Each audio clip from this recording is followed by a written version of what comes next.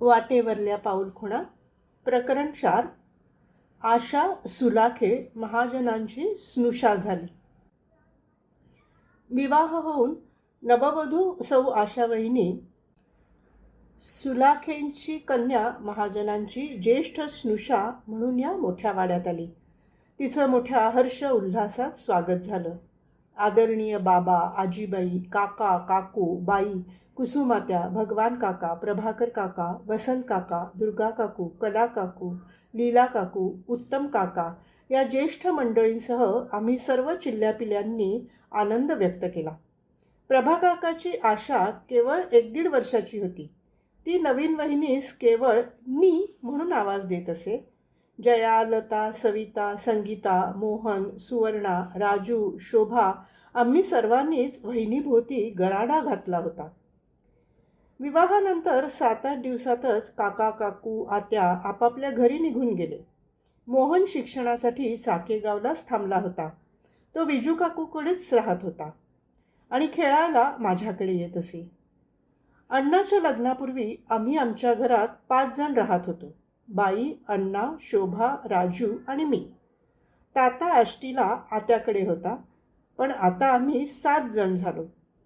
वहिनी नवीन आमच्या घरात आल्या आणि तात्या त्याची 1975ला मॅट्रिक झाली, त्यामुळे तोही साकेगावला राहायला आला. वहिनीला साकेगावी दाखवायला आणलं होतं तेव्हा त्या बाईला नमस्कार करायला गेल्या. तेव्हा बाईने वहिनींना बरोबर ओळखलं. तू पुष्पाची पुतणी आहेस ना, असा संदर्भ दिला. वहिनी हो म्हणाल्या. तू मला सून म्हणून पसंत आहेस. मन्नूबरोबरच बंडा, शोभा, राजू आणि दिनूला सांभाळून घे, त्यांची काळजी घे, असं म्हणाली. वहिनी हो म्हणाल्या. पुष्पा म्हणजे भगवान मामांची बहीण, आमची मामी मावशी. सांगायचं तात्पर्य हे की बाईची आकलन शक्ती, स्मरणशक्ती खूपच छान होती. समस्या फक्त तिच्या चलनवलनाचीच होती. अण्णाच्या विवाहानंतर सर्वात जास्त खुश अर्थात अण्णा झालाच, यात काही विशेष नाही, परंतु अधिक खुशी आणि आनंद शोभाला झाला. कारण तिला घरातच एक जीवाभावाची मैत्रीण, सखी आणि वहिनी मिळाली. तसंच तिला यापूर्वी कधीच कुठं जायला मिळालं नव्हतं. अण्णाच्या विवाहानंतर अर्थात वहिनीमुळेच शोभा पुढे अनेकदा नगर, लातूर, आष्टी अशा ठिकाणी जाऊ शकली. वहिनींची मला नवीन नवीन खूप भीती वाटत असे, लाज वाटत असे. मी त्यांना जरा दबकून राहत असे. परंतु अगदी थोड्याच दिवसात माझी भीती वहिनींनी दूर केली. एकदा अण्णा पत्र लिहित होता तेव्हा त्यानं विचारलं की आज तारीख किती आहे. तेव्हा राजू म्हणाला की 30 आहे. लगेच मी म्हणालो आज 30, उद्या 31, परवा 32, मग 33, मग 34. मला उजळणी येत आहे हे वहिनींच्या लक्षात आलं आणि त्यांनी मला लगेच तारखा केवळ 30 तारखेपर्यंत असतात, कधीतरीच 31 असतात हे सांगितलं. वर्षाचे महिने 12, आठवड्याचे दिवस 7, महिन्याचे दिवस 30 किंवा 31 हे वहिनींनी मला शिकवलं. सुरुवातीला पहिल्या 1-2 महिन्यातच बेपासून 15पर्यंत पाढे त्यांनी माझ्याकडून पाठ करून घेतले. शोभा यापूर्वी माझं सर्व काही करत असे हे मी सांगितलं आहेच. आता या दोघी मिळून माझं सर्व काही करू लागल्या. आदरणीय वहिनींनी स्टोव पेटवणं, चहा बनवणं, खिचडी आणि थालीपीठ बनवणं शिकवलं. त्यांनी मला आत्मविश्वास दिला. त्यांच्याविषयी मला भीतीयुक्त आदर वाटू लागला. प्रकरण 4 इथेच समाप्त होत आहे. प्रकरण 5. दादा एक ऋषितुल्य व्यक्तिमत्व. श्री बाबूराव सुलाखे यांची कन्या म्हणजे आशावहिनी. बाबूराव सुलाखे यांना सर्वजण दादा म्हणत असत. दादा हे खरोखरच एक ऋषितुल्य व्यक्तिमत्व. कधीही त्यांनी चप्पल वापरली नाही. साकेगावी कधीही आणि कोणत्याही वेळेस आले तरी त्यांचा एक नियम ठरलेला होता. अगोदर अंघोळ करणं, संध्या करणं आणि जवळ असलेली पोथी वाचणं आणि मगच अन्नग्रहण करणं. मग ते कुठल्याही वेळेत येऊ. ते सर्वांना आदरयुक्त बोलत असत. अण्णा, तात्या, शोभाताई, राजू या सर्वांशी अहोजाहो करत असत. मी तर खूपच लहान, पण मलाही ते महाराज असं म्हणत असत आणि माझ्याविषयी वहिनींना सांगत असत की हे देवाचं देणं आहे, यांच्याकडे तू लक्ष दे. तुला कधीही काहीही कमी पडणार नाही. अशा या ऋषितुल्य व्यक्तीला 2 मुलं आणि 2 मुली. दुसरी मुलगी उषा महाजन परिवारात पुढे सून म्हणून आली. आदरणीय राजू भाऊची सुविद्य पत्नी. श्रीकांत हा एक मुलगा अण्णा आणि सौ वहिनीच्या लग्नात केवळ 6 महिन्याचा होता. दुसरे चिरंजीव श्री सतीशराव हे देखील लहानच होते. अशा या ऋषितुल्य व्यक्तीचं 1983ला देहावसन झालं. आदरणीय इंदुताई सुलाखे या वहिनींच्या मातोश्री. सर्वजण त्यांना ताई म्हणत असत. ताईचा स्वभाव अत्यंत मनमिळाऊ आणि सर्वांना समजून घेणारा होता. त्यांच्याबद्दल आदरणीय वहिनींनी मला सांगितलं होतं की आमची आई म्हणजे ताई खूप चिकटे, म्हणजे त्यांच्या हातून पैसा सुटत नाही. पण हा त्यांच्यावरील आरोप चुकीचा आहे. 1986ला मी 10वी पास झालो तेव्हा पैठणला ताईंकडे गेलो होतो. तेव्हा त्या एकट्याच राहत असत. त्यांनी मला तेव्हा 5 रुपये दिल्याचं चांगलं आठवते. तसंच गणेशपुरीला ज्या ज्या वेळेस मी त्यांना भेटण्यास गेलो तेव्हा त्यांनी मला कधीही बिना चहाचं येऊ दिलं नाही. तसंच जेवायला बोलवल्यानंतर आवर्जून दक्षिणा देत असत. अत्यंत नम्र स्वभावी, मनमिळाऊ, सर्वांना हवंसं वाटणारं असं हे व्यक्तित्व 2018ला सर्वांना पोरकं करून गेलं. माझा दादांबद्दल वरती उल्लेख आला आहे की ते खूप विनोदी होते, तसेच सुस्वभावी होते आणि त्यांना तंत्रज्ञानाची आवड होती. दादांच्या विनोदी स्वभावाबद्दल अनेक किस्से आहेत. ते अनेकदा चेष्टा, मस्करी, शाब्दिक विनोद निर्मिती करत असत. एकदा भगवान काकांनी काकूंना चहा बनवण्यास सांगितलं आणि काका सुतारवाड्यात गेले. चहा बनवला आणि सुतारवाड्यात काकांना बोलवण्यासाठी काकू गेल्या. एवढ्या वेळेत दादांनी काकूंनी बनवलेला चहा स्वतः आपल्या घरात आणला. थोड्याच वेळात भगवान काका काकूला म्हणाले, चहा आण. काकू चुलीवर चहा शोधू लागल्या. त्यांना चहा सापडला नाही. भगवान काका विचारणा करू लागले, कुठे चहा, लवकर दे.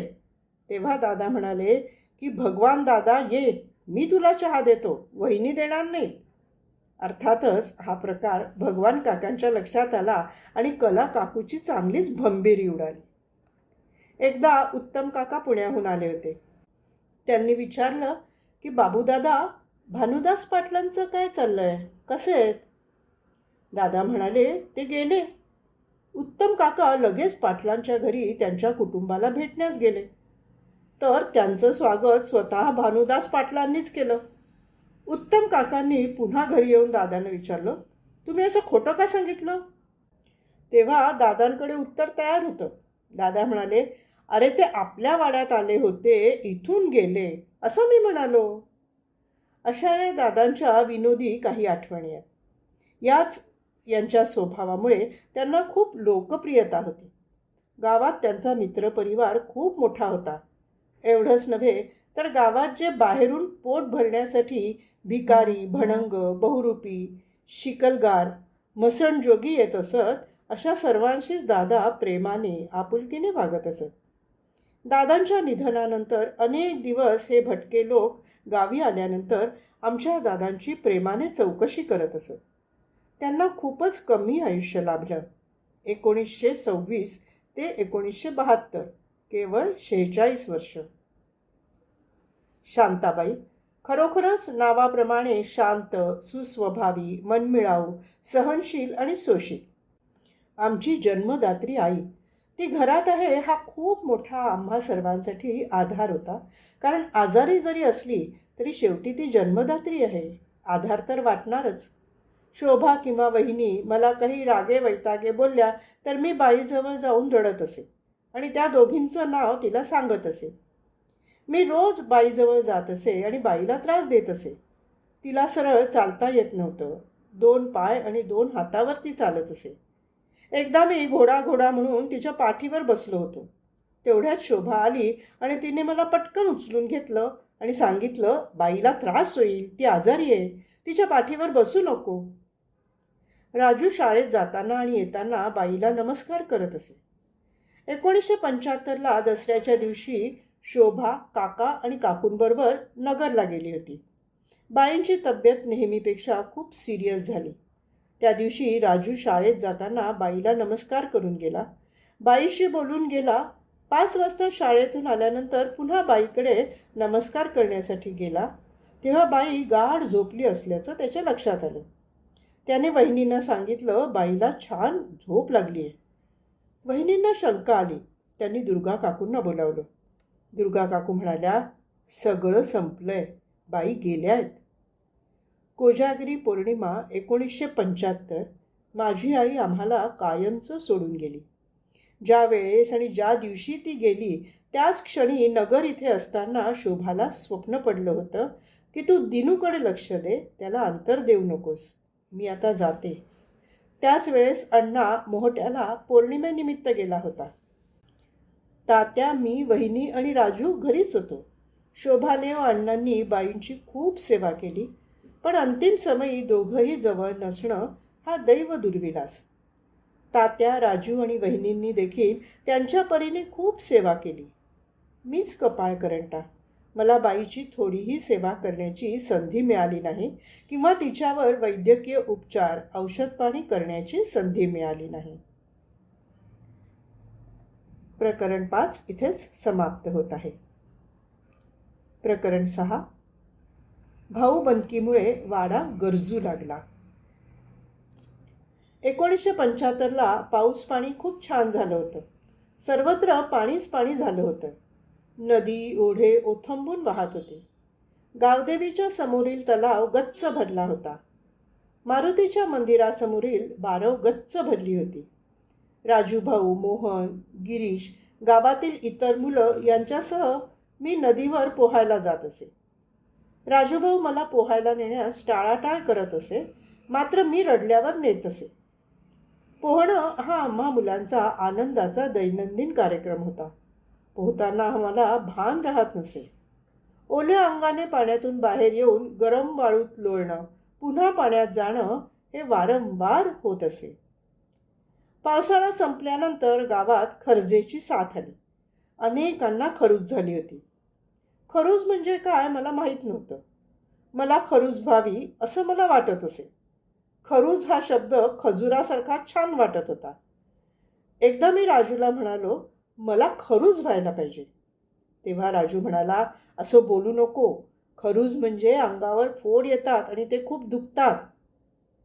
शेवटी मला सुद्धा खूप खरूज झाली.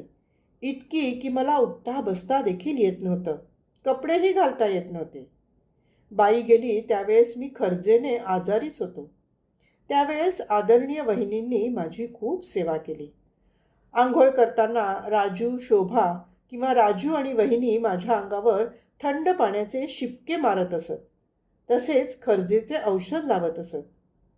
अक्षरशः मृत्यूच्या दाढेतून मला ओढून काढलं असं म्हटलं तर वावगं होणार नाही. बाई गेली तेव्हा शोभा नगरला होती. तसंच बाई गेल्यानंतर शोभा आणि काकू नगरहून साकेगावला आल्या. दिवाळी अशी तशीच दुःखाच्या छायेत गेली. दिवाळीनंतर वहिनी काही काळासाठी माहेरी तांदळा या गावी गेल्या होत्या. तिथे असताना सतीशभाऊ धुमाळे, माझा मावस भाऊ, शोभाला लातूरला नेण्यासाठी साकेगावला आला होता. वहिनी तांदळाला येईस्तोवर काही काळ सतीशभाऊ साकेगावी राहिला. नंतर शोभाला घेऊन तो लातूरला मावशीकडे गेला. डिसेंबर 1975 आमच्या वाड्याच्या इतिहासातील एक महत्त्वाचं पान. यापूर्वी वाड्याच्या अधिकृत अशा वाटण्या झालेल्या नव्हत्या. या महिन्यात त्या होण्याला सुरुवात झाली. रोज भांडणं, कटकटी, एकमेकांच्या आईबापांचा उद्धार, एकमेकांची लेकरं एकमेकांच्या दारात आपटण्याची धमकी. मला खूप भीती वाटत असे. दगडावर कपडे आपटतात तसं मला अण्णांनी दगडावर आपटलं तर काय? उत्तम काकांनी एका लाथेत भिंत पाडली आणि दहशत निर्माण केली. भगवान काका, उत्तम काका, वसंत काका विरुद्ध प्रभा काका विरुद्ध अण्णा व शंकर काका असा हा संघर्ष सातत्याने 8-10 दिवस चालूच होता. शेवटी जगू काका, अण्णा काका आणि गावातील इतर काही प्रतिष्ठित मंडळींच्या मध्यस्थीने वाटणी निश्चित फॉर्म्युला तयार झाला आणि आडव्या नाही तर उभ्या वाटण्या कराव्यात हे निश्चित झालं. त्या फॉर्म्युल्याअंतर्गत उजवीकडून पहिला उभा पट्टा भगवान काकांकडे अर्थात थोरलं घर, दुसरा पट्टा प्रभा काकाकडे म्हणजे धाकटं घर, तिसरा पट्टा अण्णाकडे मधलं घर आणि डावीकडून पहिला पट्टा शंकर काकाकडे असे ते काहीसे ठरलं. या सगळ्यात महत्त्वाची पर्वणी आम्हा मुलांना होती. कितीही मातीत खेळा, चिखलात नाचा आणि पाण्यात आंघोळ करा. वाटण्या होत असताना अर्थात चिखल मातीचं काम चालू असायचं. त्यात आम्ही सर्व मुलं आनंदात नाचत खेळत असू. फेब्रुवारीच्या मध्यावर हे काम सगळं संपलं. या वाटण्यानंतर आमच्या घराची किंबहुना वाड्याची पूर्ण रचनाच बदलली. फेब्रुवारीच्या मध्यावर अण्णा सतीश भाऊच्या लग्नाला छत्रपती संभाजीनगर म्हणजे औरंगाबादला जाऊन शोभाला घेऊन आला. 8-10 दिवस तिच्या लातूरमधील घटना प्रसंग ऐकण्यात मजेत गेले. लातूरमधील काही प्रसंग आणि घटना ती सातत्याने सांगत असे. त्या घटनांचा प्रसंगांचा मला पुढे काही प्रमाणात उपयोग झाला. उदाहरणार्थ लातूरमधील काही ठिकाणांची नावं गोलाई, बार्शी नाका, औसा नाका, Khardekar building, Regal theatre, city bus हे सर्व शब्द त्या काळात माझ्यासाठी नवे होते. लातूरहून शोभा आल्यावर 4-5 दिवसातच आदरणीय ताई म्हणजे वहिनींच्या आई आल्या आणि एक दिवस रात्री अचानक काय झालं ते मला कळलंच नाही. सकाळी उठलो तर वहिनी घरात नव्हत्या, ताई पण नव्हत्या. शोभा रडत होती. सगळीकडे शोककळा पसरली होती. कोणी कोणाशी बोलत नव्हतं. मी शोभाला विचारलं, काय झालं? तेव्हा तिने सांगितलं, वहिनी आजारी आहेत आणि त्यांना तू उठायच्या आधीच सकाळीच नगरला नेला आहे. त्यांच्या प्रथम बाळंतपणात त्यांना खूप त्रास झाला होता आणि मुलगी होऊन ती पोटातच गेली होती. त्यांचं सीझर झालं होतं तेव्हा 5,000 खर्च आला होता. अण्णाजवळ पैसेच नव्हते. नगर एस.टी. स्टँडवर एका ओळखीच्या माणसाकडून अण्णाने 5,000 रुपये उसने घेतले. ते त्याने रुग्णालयात दिले होते. नगर स्टँडवर काही गुंडांनी अण्णांवर पाळत ठेवली होती. गुंडांना वाटलं पैसे अण्णाजवळच आहेत. काही हस्तक गुंडांच्या ही गोष्ट लक्षात आली. नगरहून अण्णा साकेगावला येत असताना चितळी आणि साकेगावच्या मधील एका लवणात भिल्ल दबा धरून बसला होता. त्याने अण्णावर प्राणघातक हल्ला करण्याचा प्रयत्न केला. अचानक त्या भिल्लाच्या लक्षात आलं की हा महाजनांचा मुलगा आहे. लगेच अण्णाला त्याने नमस्कार केला आणि स्वतःच्या खांद्यावर उचलून घेतलं आणि बाबांना म्हणजे शंकर काकांना येऊन सांगितलं की माझ्या हातून खूप मोठी चूक होणार होती. या मुलाला मी ठार मारणार होतो, पण अचानक तो तुमचा नातू असल्याचं मला कळलं म्हणून हा अनर्थ टळला. अण्णा आणि वहिनी दोघंही मृत्यूच्या दाढेतून बाहेर आले. हे खूप मोठं संकट आमच्यावर आलं होतं ते आई जगदंबेच्या कृपेने टळलं. तसेच त्याच काळात काकूंना एक बाळ झालं. ती कन्या होती. पुढं तिचं नामकरण तनुजा असं झालं आणि त्याच काळात अशोकराव महाजन म्हणजेच देवीदास भगवानराव महाजन आमचे अशोक भाऊ यांचा विवाह सौ मंगल वहिनी यांच्यासोबत झाला 5 मार्च 1976. प्रकरण 6 इथेच समाप्त होत आहे. प्रकरण 7. लातूरला माझी पाठवणी झाली. राजूभाऊने मला खूप काही शिकवलं, सांगितलं, माझ्यावर खूप प्रेम केलं, माझ्याकडे अत्यंत काळजीपूर्वक लक्ष दिलं. आजही त्याचं माझ्याकडे लक्ष असतं. परंतु लहान असताना ज्या काळात तो मला शिकवत होता, काही सांगू पाहत होता, त्याच काळात आमची भांडणंही खूप होत असत. त्याला जी वस्तू हवी आहे तीच मला हवी असायची. भांडणाचं हे एक प्रमुख कारण होतं. मला त्याच्याबरोबर बाहेर जायचं असायचं, मळ्यात किंवा इतर कुठेही खेळायला. परंतु तो मला बरोबर नेण्याचा कंटाळा करायचा. कारण मी बरोबर असल्यामुळे त्याच्या खेळण्यावर, मजा करण्यावर, इतरत्र फिरण्यावर बंधनं येत असत. कुठेही पळणं, धावणं हे करताना मला कुठं ठेवायचं हा त्याच्यापुढील प्रश्न असायचा आणि तो योग्यही असायचा. मात्र त्या काळात हे मला समजत नव्हतं. मी देखील काही कमी नव्हतो. ज्याप्रमाणे तो मला टाळत असे तेव्हा मी त्याला ब्लॅकमेल करत असे. तुझं नाव मी अण्णाला सांगेन असं म्हणत असे, कारण त्याला अण्णाची खूपच भीती वाटत असे. तो त्याचा अभ्यास घेत असे आणि मी काहीही सांगितले तरी अण्णा मान्य करत असे. अशा काही गमती जमती राजूच्या आणि माझ्या चालत असत. एकदा राजूजवळ एक काचेची छान दौत होती. मला ती हवी होती. मी रडायला लागलो. त्याने मला ती दौत दिली. देताना तो म्हणाला की तुला बर्फ म्हणजे गार खूप आवडतं ना. मी हो म्हणालो. तो म्हणाला की तू स्वतः बर्फ बनवू शकतोस. मी म्हणालो कसं. तेव्हा त्याने सांगितलं की या बाटलीत पाणी भर आणि जमिनीत पुरून ठेव. ज्या ठिकाणी पुरशील त्यावर एक दगड ठेव. 7 दिवसाने ते उघडून बघ, त्यात बर्फ असेल. मी तसं केलं. 7 दिवसांनी पाहिलं तर तिथे दौत नव्हतीच. म्हणजे राजूने मला हातोहात फसवलं हे माझ्या लक्षातच आलं नाही. वहिनी माहेरी गेल्या होत्या. सकाळची वेळ होती. राजू शाळेत गेला होता. तात्या पाथर्डीला कॉलेजला गेला होता. सकाळी सकाळीच मी शोभाकडे खायला मागितलं. ती सकाळची आवराआवर करत होती. तिनं मला शेव मुरमुरे खायला दिले आणि सांगितलं की एक काम कर, शैलाला विचारून ये, आज आमच्या घरी येशील का. शोभानं मला काम सांगितलं याचाच मला खूप आनंद झाला. मी म्हणालो की हे आत्ता जातो. ती म्हणाली की सावकाश जा आणि सावकाश ये. तोपर्यंत मी स्वयंपाक करून ठेवते. मग तू आणि राजू जेवण करा. शोभा मला कधी काम सांगत नव्हती, त्यामुळे तिनं काम सांगितलं याचाच मला अत्यंत आनंद झाला व मी पळतच बाहेर गेलो. या आनंदात नेमकं काय सांगितलंय हेच विसरून गेलो. शैलाला लगेच बोलवायचं, संध्याकाळी की दुपारी, सगळा गोंधळ म्हणून मी तो नाच सोडला. त्यांच्या घराजवळ गेलो. तिथे कुत्र्याचं पिल्लू होतं. माझा त्याच्यावर पाय पडला. ते पिल्लू ओरडलं. मला मजा वाटली. मी त्या पिल्लाचे कान पकडले. ते पिल्लू ओरडू लागलं. मी हसायला लागलो. कदाचित ही घटना, हा प्रसंग माझ्या शालेय जीवनाची सुरुवात असावी. जवळच गावातील जिल्हा परिषदेची शाळा होती. त्याला तांबेवाडीची शाळा असं म्हणत. तिथे 2रीचा वर्ग चालू होता. पटेल गुरुजी शाळेत मुलांना कविता शिकवत होते. त्या कुत्र्याच्या ओरडण्याचा त्यांना त्रास झाला असावा. पिल्लू का ओरडतं हे पाहण्यासाठी ते वर्गातून बाहेर आले. तर समोर माझा हा पराक्रम चालू होता. त्यांनी एका मुलाला पाठवून मला शाळेत बोलून घेतलं व अत्यंत प्रेमाने आणि हळू आवाजात मला माझं नाव विचारलं. कुणाचा कोण. मी सांगितलं, माझं नाव दिनू आहे.